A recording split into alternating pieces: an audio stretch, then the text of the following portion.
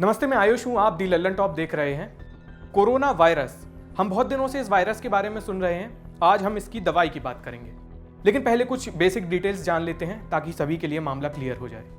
Corona virus की एक family का नाम है। इस फैमिली के ज़्यादातर वायरस जानवरों के बीच ही रहते हैं। इंसानों तक इस फैमिली के कुल 7 सदस्य पहुंच पाए हैं और इन 7 कोरोना वायरस में से 3 ऐसे हैं जिनसे सैकड़ों लोगों की मौत हुई है। कौन है वो 3? पहला, 2002 में चीन से सार्स कोरोना वायरस फैला था। इसने 774 लोगों की जान ली, इससे ज्यादा लोगों की।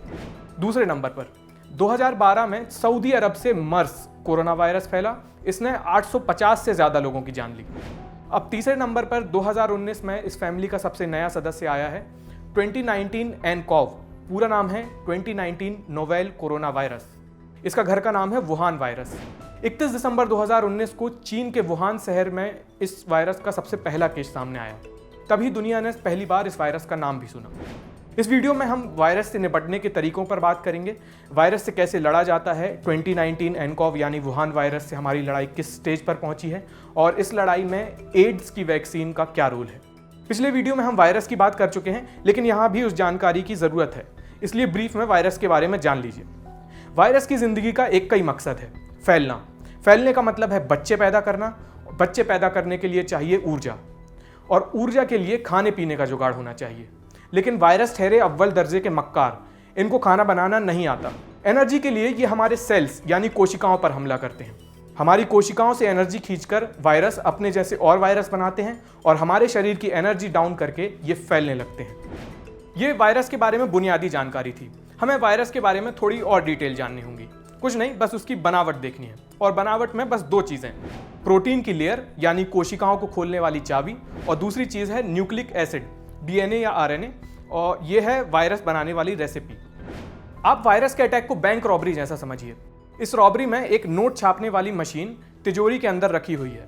अगर इस मशीन तक पहुंच गए तो जितने चाहे उतने नोट छापे जा सकते हैं। बस इस बैंक रॉबरी के लिए भी 2 चीज़ें चाहिए।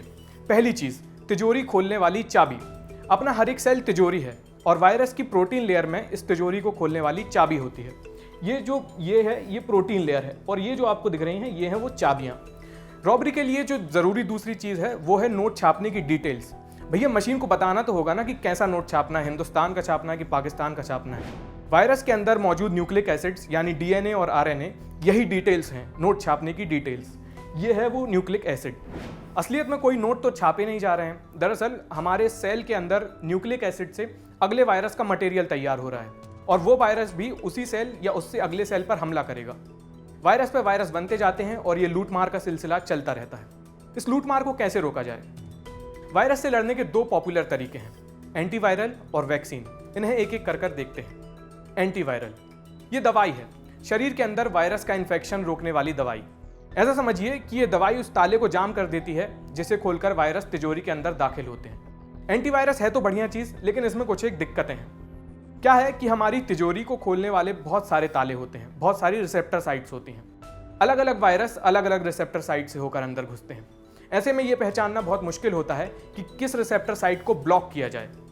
दूसरी बात यह है कि एंटीवायरल का सारा खेल वायरस के अंदर घुसने के बाद का है।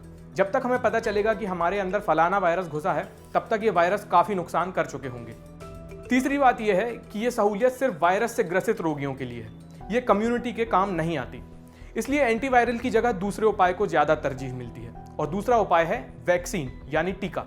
लेकिन वैक्सीन से पहले हम सैनिकों और युद्ध की बात करेंगे। हमारे खून में घुसपैठियों से लड़ने वाले सैनिक होते हैं पहले से। इन सैनिकों का नाम है व्हाइट ब्लड सेल्स। ऐसा नहीं है कि जब वायरस हमारे शरीर की तिजोरियां लूट रहे होते हैं तब ये सैनिक बैठे रहते हैं। ये लड़ते हैं, अपनी पूरी ताकत लगाकर लड़ते हैं। लेकिन लड़ाई जीतने के लिए सिर्फ सेना नहीं चाहिए, स्ट्रैटेजी भी होनी चाहिए।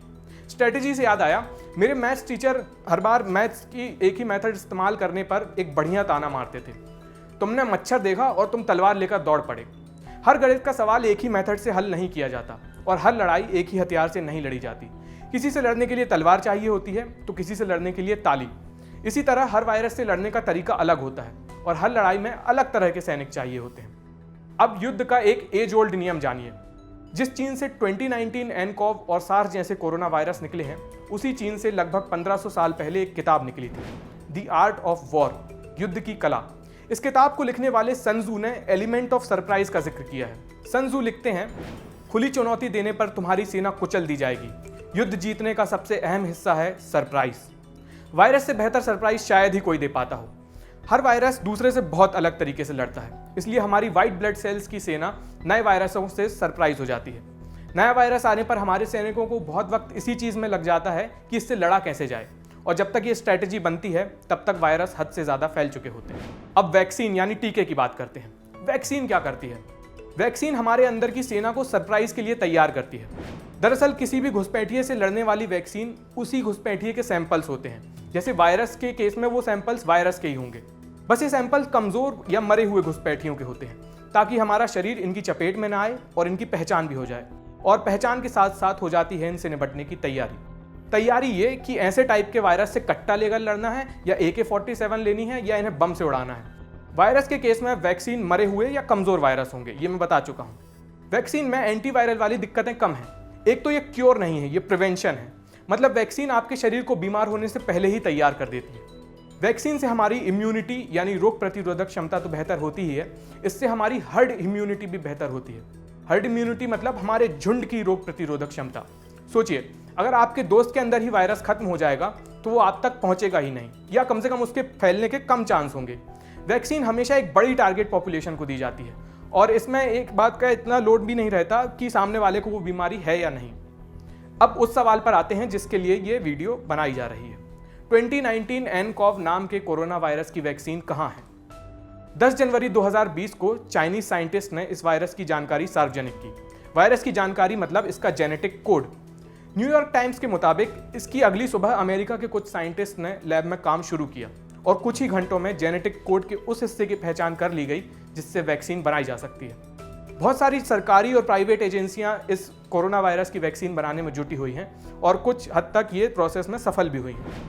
लेकिन वैक्सीन बना लेना और उसे पब्लिक के लिए मार्केट में उतारना, ये दो बहुत अलग बातें हैं। लोगों तक वैक्सीन पहुंचने में कई महीने लग सकते हैं, क्योंकि हर वैक्सीन को पहले जानवरों और फिर इंसानों पर टेस्ट करना जरूरी होता है। साउथ चाइना मॉर्निंग पोस्ट से बात करते हुए हांगकांग यूनिवर्सिटी के डॉक्टर यूएन ने कहा कि हम वैक्सीन बना चुके हैं, लेकिन इसे जानवरों पर टेस्ट करने में बहुत समय लगेगा। 2002 में चीन से निकले सार्स कोरोना वायरस की वैक्सीन निकालने में रिसर्चर्स को 20 महीने लग गए थे।